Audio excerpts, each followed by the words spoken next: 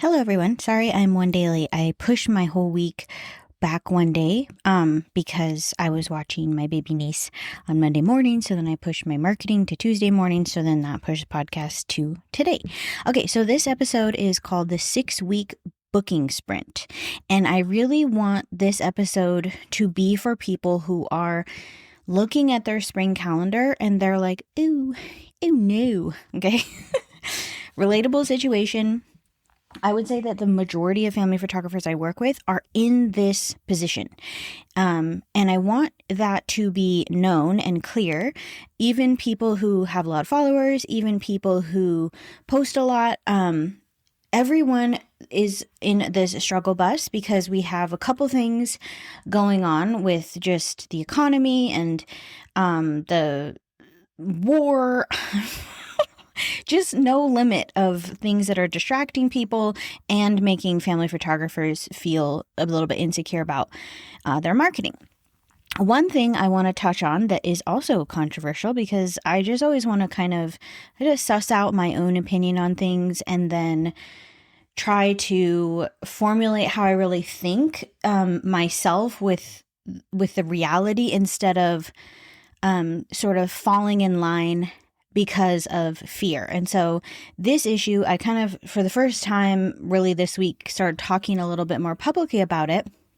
This idea of the history of this movement, I call it a movement because that's what it feels like it is, that started kind of in the TikTok world where you had influencers who were showcasing every detail of their kids' lives, putting their kids, any intimate moment, every, like their punishments, their happy moments, every single moment of a child's life up for consumption, of course, attached to that child's identity. And so there was a lot of pushback about this because of AI and just sort of this nefarious threat of exposure of these kids, right? And somehow that has trickled down into our world to where it is now becoming almost an expectation that children's faces are to never be seen. And this came up on a forum post, and I just how my brain works, like when something like that happens, first of all, that has a huge, massive effect on our industry, and the fact that that part is kind of brushed under the rug, and I see people already popping out of the woodwork and trying to be like, I'll show you the way to build this type of business. And so first of all, every photographer's choice, no matter how you handle this issue, is valid. So you are allowed to choose to do whatever you want with your business. But I don't love the holier than thou sort of, if I, as a photography business, are still showing children's faces, if that becomes something that I'm judged for or shamed for.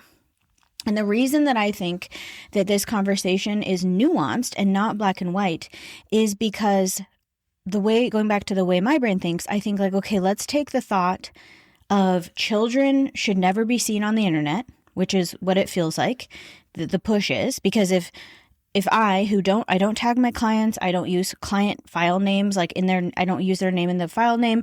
So the idea is like the kids who end up on my photography account are just random kids. I'm not saying this is Johnny Smith. He lives in Seattle. Do you know what I mean? So like the identity is not attached. So that's where for the influencer, the identity is attached, or you personally sharing your own kids online, whatever you choose to do there, your identity is attached to those photos. So it's comparing two things to me that are pretty different.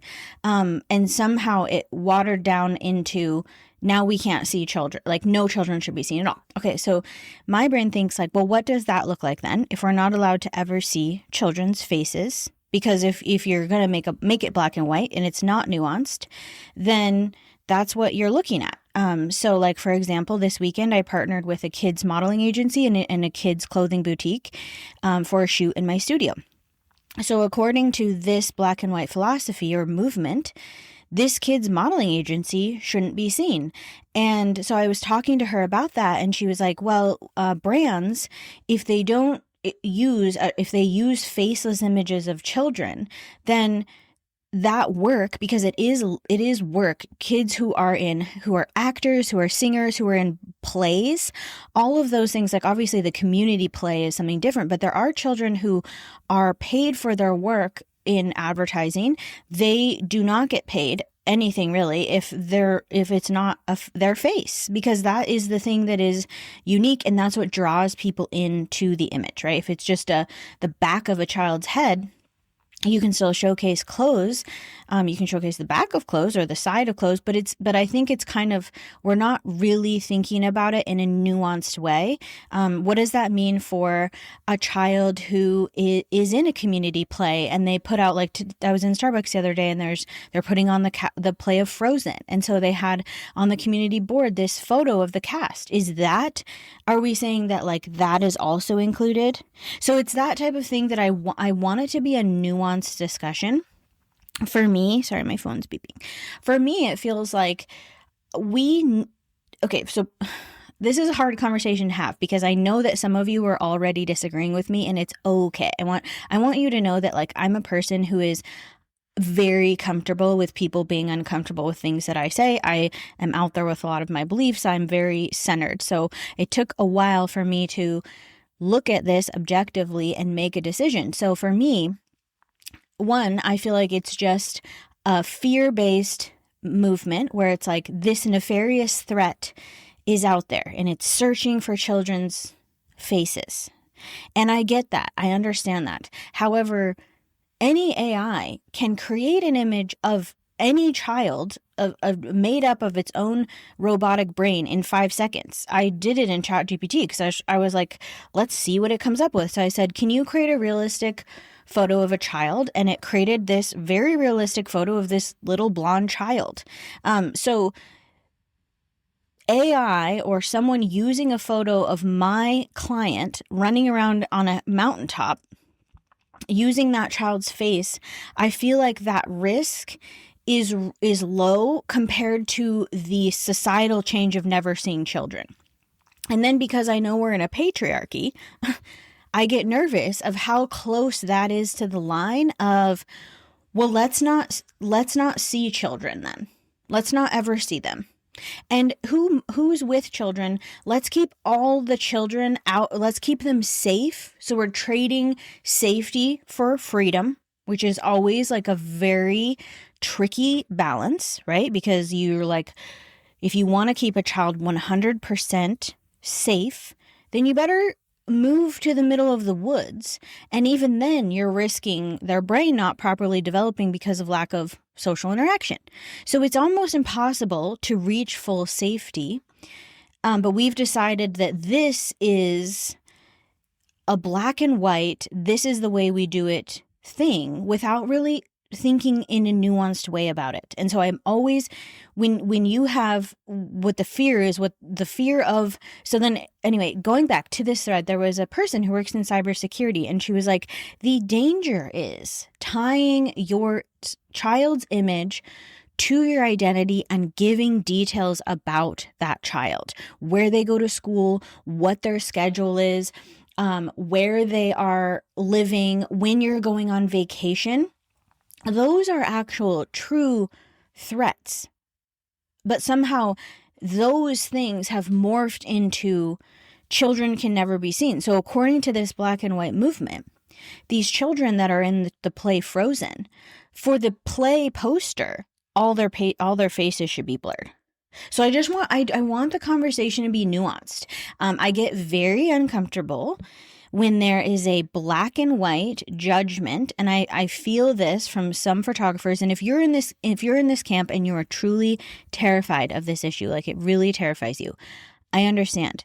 But you cannot make it so that you are throwing other photographers into a black and white bucket when the issue is nuanced. So I have a good friend in the photography industry that I probably talk to the most, and we've been chatting back and forth with this, and we've been watching it kind of evolve. And like, for example, I did one of my winter beach sessions, and one of my favorite images is like it's a brother, sister, sibling duo, and the mom said that they're not like that snugly together, right? So like I got this picture of him coming up and hugging her from behind, and it was like really cute and snuggly. And so that is my expertise being shown in my portfolio. Like part of my expertise is getting kids to play games and relax enough for that emotion to be seen. So the alternative for me, if this is your black and white rule now for the world of family photography, is like that part of my expertise can't be shown very well. And of course, there's ways to show faceless images. And I've seen photographers who are like blurring out faces or putting color over faces. And I want us to all just take a breath for a second. And if you're like, Fiona, you're wrong on this, then it's okay. Because I consider myself a highly critical thinker. I'm not, you will never find me as someone who learns about something. Someone tells me this is the black and white way it has to be. And I say, okay, sounds good. I'll fall in line. That's just not how my brain has ever worked. That's why I got kicked out of a religious camp when I was 7, because I was like, what are we talking about here? And they're like, no, you have to leave. So that's my brain. And I feel like I'm very kind and I'm very open, and I've had a million hard discussions with people, and I'm not scared of a black and white judgment, confronting it when I think it needs to be a nuanced discussion. And that's true for like many, many issues. So sorry, that was a complete side rant, but it's been weighing on me, and I wanted to let my position be known, because I feel like right now a lot of photographers are really confused, and they're feeling judged, and they're feeling like they're doing something wrong. And if we look at the picture as a broad, if you want to make it black and white, if someone out there wants to make it black and white, then child actors can't exist anymore. Like, that's just the bottom line of the issue. Like, if you're saying that means that if there was a child in my town who wrote an amazing poem at age 7, we can never see her. So like, she could never be interviewed. So I want it to be brought out of the black and white, which is usually hardly anything in this world is black and white. Because there's a million different thoughts, and there's a million different ways people are thinking about things, and there's a million different backgrounds that people have, right? So I just want everyone to take a breath. And if you're someone who is deciding that it's going to feel really good for you to be like, I'm on the right side of this black and white issue, and I'm going to shame other photographers who haven't joined me on the side that I want them on, please stop, because it's not helpful.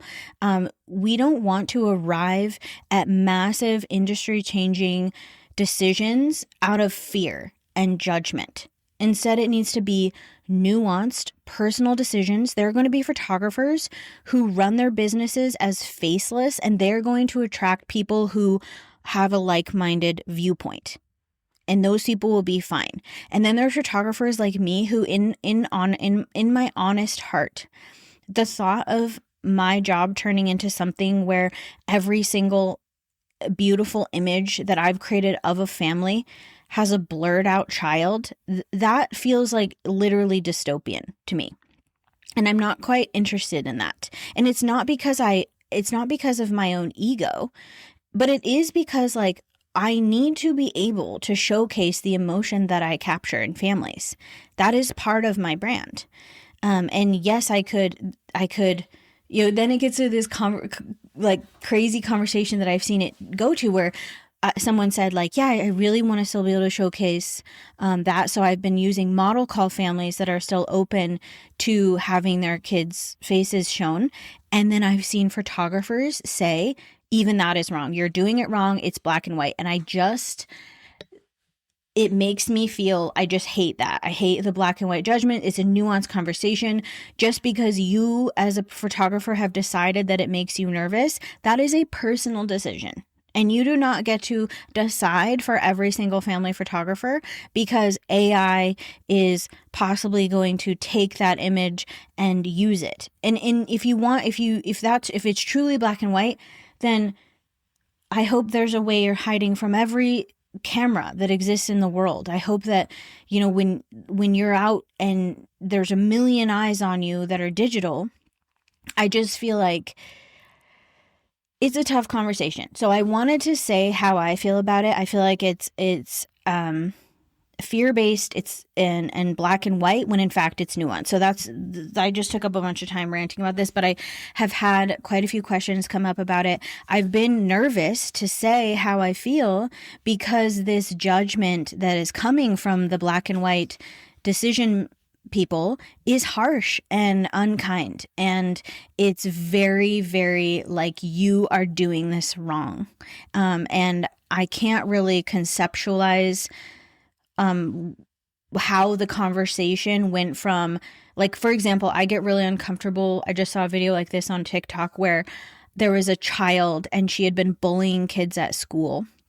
And the dad went wearing Meta glasses to pick her up from school and filmed the meeting with the principal about his daughter bullying these kids, and then them leaving, and she was crying, and then it was like a whole series with his daughter's name and face shown in this series about how she's bullied. Extremely damaging. Nobody can say that is not the same as a family snuggling on a beach that is completely unidentified. So anyway, I just rant. I'm being brave and saying how I feel, and you know, you can send me hate mail and I'm just going to talk to you about it. Like, I'm not going to buy into the black and white, and I'm not into shaming. I'm not into shaming when it's not a clear, like, yes, shame that father. If you want to get your shame pants on, put your shame towards families who exploit their known child's identities, lives for profit. That is not this. So anyway, that's how I feel about it. Back to the 6-week booking sprint. Okay, so here you are. You've looked at your calendar. You're like, oh my gosh, I don't have a lot booked. What am I going to do? This is what I would do. First of all, here's what you're not going to do. You're not rebranding, okay? You're not like, you know what I need? I need a better logo.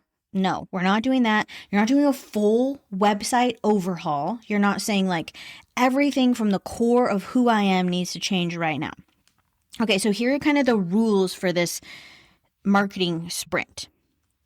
So what it is one offer only, one clear booking path, because I keep talking about this in the membership and on my one-on-ones, and it's clear that the majority of family photographers, minus a few that I've talked to that are like marketing machines, like they're like, I tried this, it was great, I ran an ad, I'm doing in-person marketing, I'm like, okay, you're like the 2%, but the vast majority of family photographers can't handle much more than one offer and one booking path.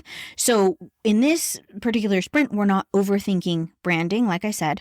We're not overthinking gear, and we're not overthinking our portfolios. So you're not saying like, the reason my spring it doesn't have enough bookings is because I'm not editing my greens correctly. Okay, we're not doing that because we don't have the bandwidth to take that on in addition to everything else. So the goal here is visibility, trust, and ease of booking. That's what we're going for. Those three things. People to see us. We want people to trust us. We want people to book us. That's like the booking path. For the majority of the last session I booked, it was a woman. She wrote in. She said, I have extended family coming into town. We would love to do a session with you. I don't normally do extended family unless it's in like a slower season, which spring is for me. So I said, sweet. She said the day they're in town. So I immediately created dates on my calendar, on my online booking for her, and I added 3 possible morning slots in there, 7, 8, and 9. It was a morning session. And I said, I would love to do this. Sounds so fun. This is my extended family rate. I created the day you want. I added 3 different possible start times so you can talk to everyone and see what works best according. We want to stay in the morning so we can get better light. I can help with styling after you book. Let me know if you have any other questions. I always respond to my inquiries right away. If you're getting this advice that you should wait to like make people think you're cool, no. Respond as fast as possible. Especially in slow season. Okay, so if you're in slower season, you better be on it because there's a chance she sent that same email to 3 other photographers. So this booking sounds fun. She said, I love your playful vibe. So I'm like, okay, we're on the same path here. I don't want an extended family where they're expecting superposed portraits. She immediately let me know that was not them. So sent her back that email. She said, great, let me talk to everybody about the time that works. I woke up this morning, they had booked online. So what happened there? Visibility. She found me, I'm guessing, on Google or maybe from a friend. Trust. She went to my website. They wanted playful photos. Guess what's on my website? Super playful photos. And bam, she wasn't sure if I did extended family because I don't explicitly say it. Reached out to me. I said, I'll create an appointment. You can book when you're ready. And she did. That's what we want. Okay. So none of that included me going on to my website and creating an extended families page and deciding I'm going to now rebrand to extended families. This is just my effort that was put in, made it easy for her. Okay, so you're not trying to do everything. You're not trying to change everything. You're not trying to rehaul the whole system. You're just creating momentum and visibility around one focus offer. That is your job for the next 6 weeks. So first thing you got to do is choose what the offer is. Spring family sessions, in-home newborn sessions, spring studio minis, last minute summer sessions, last minute spring sessions, whatever it is, pick it. Pick the thing. And the thing is like, you will never know what it will look like if you had picked a different thing. So you never will know that. So you can just pick the thing you want that sounds the most fun to market and go with it. Like, just make a decision. Do not spend 10 hours swirling around in this decision. Just pick something and go. Define who it's for, what it is, and when it is. So those are easy problems to solve. Spring sessions in these locations, on these dates. That's what it is. If we can hold the thing in our hand, it would look like a little swirling ball of spring sessions for families on these dates at these locations. So we can now throw it at someone because it's like a thing. It's like I wish you could see what I'm doing with my hand. I'm making like a claw. Okay. So if someone landed on your page after you've made this decision on your website or your Instagram, would they immediately know what this offer was and how to book it? If you listen to the spring marketing reviews, you would know that the resounding answer to that is most likely not, because that was the case. Okay, so week 1, we're going to go week by week here. Build the booking foundation. So make it easy to say yes. Clear headline with the location and the offer. What is it? Who's it for? Where is it taking place? Have simple pricing for this. Just if you have complicated pricing, no, you don't for the next 6 weeks, just for this one thing. This is a holy poo, we got to get stuff booked situation. Okay, so we're not creating complication, even if you have complication in your other offers. This is a test. This is a marketing test. So we're doing simple pricing. You're going to let people know on the info page. You need either info page or a blog post about just this offer. Exactly what to expect. Exactly how you're going to help them. If you have examples, photos, obviously we want those in there. And then it's going to have a way to easily get on the calendar. So you're going to create content in week 1 that introduces the offer, explains the experience, and then post reels or blog posts, however you're marketing, whatever the marketing channel that you've decided, that shows behind the scenes, past sessions, and you'll be sending in this week an email to your past clients that says, I'm opening spots for a special offer, that type of like, we want a little bit of salesy language in there. You can't just be like, hi, I hope you like me. Like, you need to use a little bit of salesy language in these emails because this is your shot. This is your spring shot. Like, you are putting a lot of effort into this.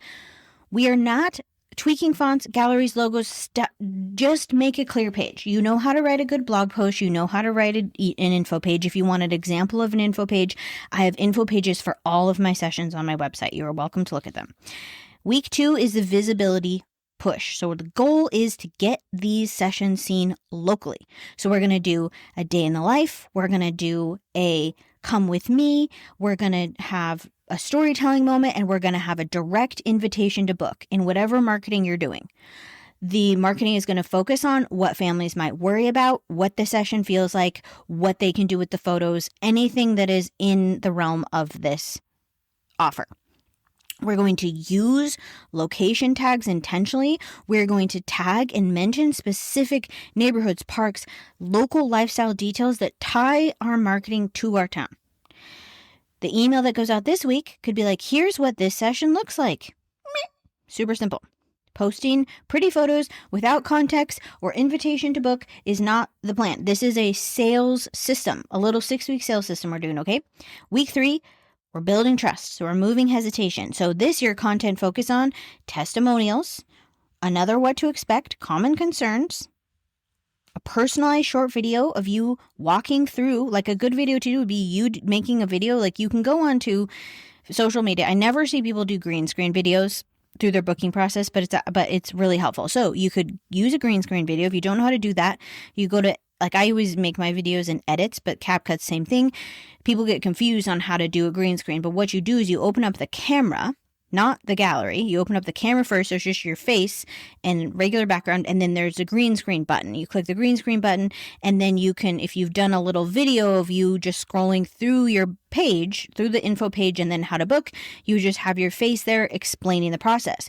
That is a very helpful video that I hardly see anyone doing. You can also do a Loom video of you walking through this offer as compared to other offers. There's a million things you can do. This is the week 3 is we're trying to build local trust. So you're answering FAQs, you're sharing client experiences. The email that could go out this week would be what families have said after their photography session with me. And then you're showcasing testimonials. Okay. So you're saying like, look, these people like me. You should like me too. We're doing a little bit of salesy stuff here. We're not just, sitting there in the corner looking cute, hoping people look at us. We're trying to get people to look at what we're doing.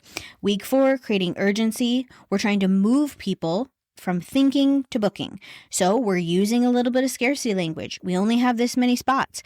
A calendar visual or availability post, a reminder carousel, daily story updates. This is what this takes. If you are not where you want to be booking wise, this is what it looks like. Spots are filling, last call for this month. If you need to, add a small incentive that won't cause you resentment. We're not going to waste too much time thinking that people already know what we're doing.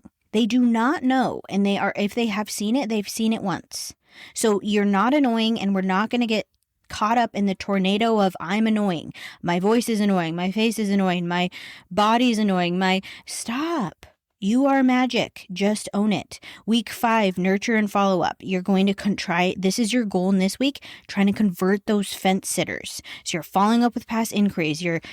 Throughout this whole process, you need to be tracking any interest in leads. So have like a Google spreadsheet or even a journal entry page. And if someone was like, oh my gosh, these are so cute, or I would love to do this, you're tracking those people. So in week 5, you can follow up with them.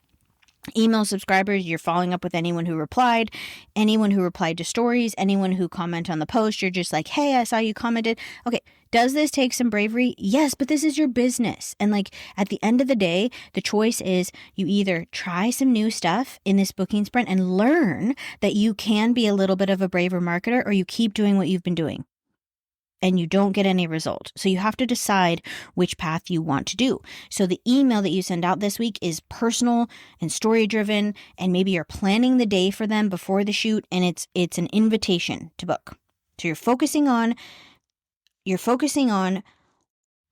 not calling in just new people this week, because now you only have a week left. So it's not enough time to convert a new person. So this week is all about nurturing the people that already follow you. The 6th week is the final push and evaluate. So the goal is last spots, recap, final reminder, clear deadline. You're going to go through and see what content got the most engagement, recreate it, figure out where those inquiries came from. If people are asking questions, what were they? Answer them. You're going to decide from this if it hasn't been working, you're going to gather the data that you've got, and you're going to either extend your offer, adjust it, or pivot it to summer. So you're not, if for some reason all of this fails, which if you're putting a lot of effort in, I would guess that it wouldn't. If it did, you need to not die right here. This is where you just pivot and continue the momentum, because this is only 6 weeks and we are only in March. So you don't want to just stop now. The goal would be, if no bookings come from this, what comes from this is trust in yourself that you did it, habits around marketing, and more bravery. These 3 things are very, very valuable to you as a marketer moving forward, because you're not just doing your photography business for 6 weeks. You're going to be marketing forever. So you might as well learn that you can do it, be braver, and then keep building momentum. Okay, so we want a clear offer. We want to showcase real moments backed by you as the expert of your own brand. We want to focus on consistency over trends. We want to focus on local specificity, not worldwide acclaim. And we want these, more than anything else that you've ever done, to be easy to book. So you don't need more ideas. You don't need to do 10 things. You need one focused path. And that's what this is. So here's what you have to do. Pick an offer and start. It's Wednesday. It doesn't matter. Make today be the start of, you can have your week start on Wednesday. Nobody's saying, these are the little mind tricks that photographers will have, like, okay, I'll start on Monday. No, there's no rule.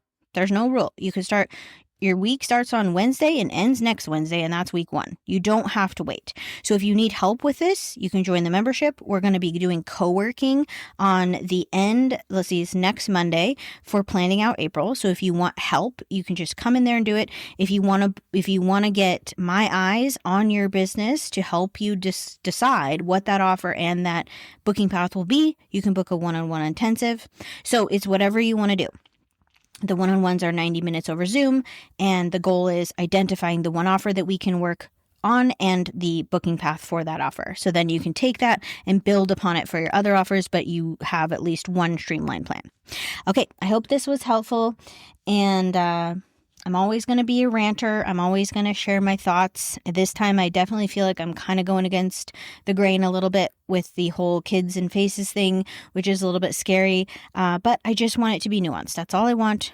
Nearly every conversation in the world needs to be nuanced, including this one. Okay, hope you guys have a good week.